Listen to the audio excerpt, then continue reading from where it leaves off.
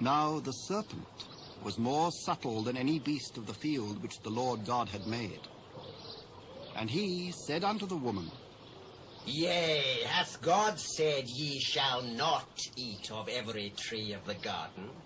We may eat of the fruit of the trees of the garden, but of the fruit of the tree which is in the midst of the garden, God hath said, Ye shall not eat of it, neither shall ye touch it, lest ye die. Ye shall not surely die, for God doth know that in the day ye eat thereof, then your eyes shall be opened, and ye shall be as gods, knowing good and evil. And when the woman saw that the tree was good for food, and that it was pleasant to the eyes, and a tree to be desired to make one wise, she took of the fruit thereof, and did eat, and gave also unto her husband with her, and he did eat. And the eyes of them both were opened, and they knew that they were naked. And they sewed fig leaves together, and made themselves aprons. And they heard the voice of the Lord God, walking in the garden in the cool of the day. And Adam and his wife hid themselves from the presence of the Lord God amongst the trees of the garden. And the Lord God called unto Adam, and said unto him, Where art thou? I heard thy voice in the garden, and I was afraid because I was naked, and I hid myself. Who told thee that thou wast naked? Hast thou eaten of the tree whereof I commanded thee that thou shouldest not eat? The woman whom thou gavest to be with me, she gave me of the tree, and I did eat. What is this that thou hast done?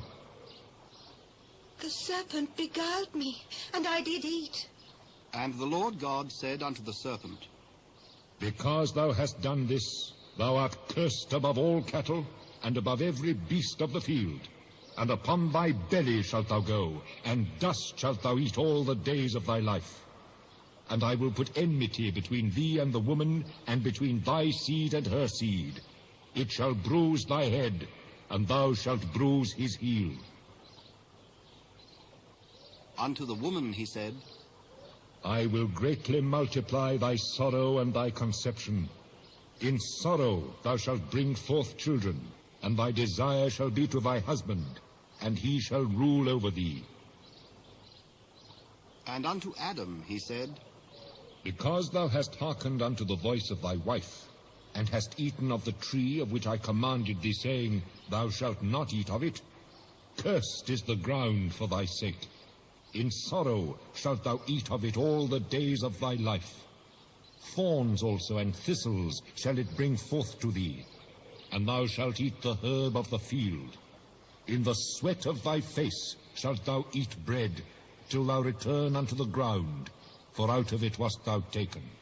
For dust thou art, and unto dust shalt thou return.